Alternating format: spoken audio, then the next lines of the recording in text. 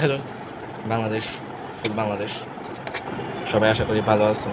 আর যারা আমার মতো ক্রিকেট প্রেমিক ওরা একটু আপসেট আছো জাস্ট বিকজ অফ সাইফুদ্দিন ভাই। কিছুক্ষণ আগে স্কোয়াডটা দিছে, দেখলাম মোটামুটি সবগুলাই ঠিকঠাক। মাহমুদুল্লাহ রিয়াদ ভাই দলে আছেন, এটাই অনেক বড় কিছু। তবে আপসেটের বিষয় যেটা সেটা হলো মেহেদী হাসান মিরাজ প্রথম আপসেট। সেকেন্ড আপসেট হলো মোহাম্মদ সাইফুদ্দিন ভাই। মানে একটা প্লেয়ার এত ভালো পারফর্ম করেও নিজেকে প্রমাণ করার পরেও যদি দল থেকে বাদ পড়ে তাহলে এটা কি বলবো আর। Just nothing to say about Bangladesh cricket board. তারা আসলে কি খেয়ে যে দলটা নির্বাচন করে সেটা তারা নিজেও জানে না, বুঝছেন। আর এই যে একটা কম্পিটিশন চলতেছিল যে তানজিম সাকিব আর মোহাম্মদ সাইফুদ্দিনের মধ্যে কে বেটার। এই তানজিম সাকিবের কেরিয়ার দেখো আর মোহাম্মদ সাইফুদ্দিনের কেরিয়ার, আচ্ছা কেরিয়ার বাদ দাও, তাদের অ্যাবিলিটিটা একটু চেক করে দেখো। তানজিম সাকিব হ্যাঁ ভালো বোলার, সাইফুদ্দিন অ্যাবসলিউটলি ভালো বোলার। আর সাইফুদ্দিনকে তো দলের মধ্যে রাখলে তাদের একটা লোয়ার অর্ডারের মধ্যে একটা ভরসা থাকবে যে অ্যাবিলিটি। আর সাইফুদ্দিন ভাইকে যদি দলের মধ্যে রাখে তাহলে লোয়ার অর্ডারে একটা ভরসা থাকে, মানে সে লাস্টে গিয়ে কয়েকটা ছক্কা চার মেরে দিলে টিমের টার্গেটটাও একটু বড় হয়ে যায়, ঠিক না।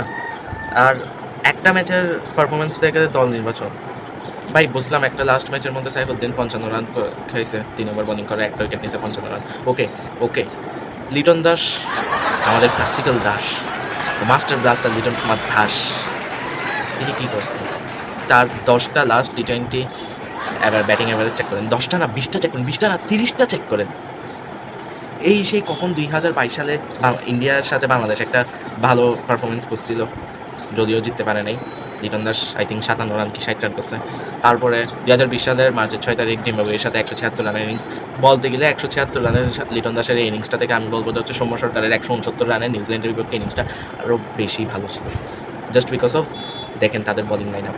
নিউজিল্যান্ডের মধ্যে তার থেকে Matt Henry, Adam Milne, Tim Southee, Trent Boult এই ধরনের বোলারদেরকে ফেস করতে হয়েছে। আর লিটন কুমার দাস জিম্বাবুয়ের ওয়ার্ল্ড ক্লাস বোলারদেরকে ফেস করে 176 রান করছে।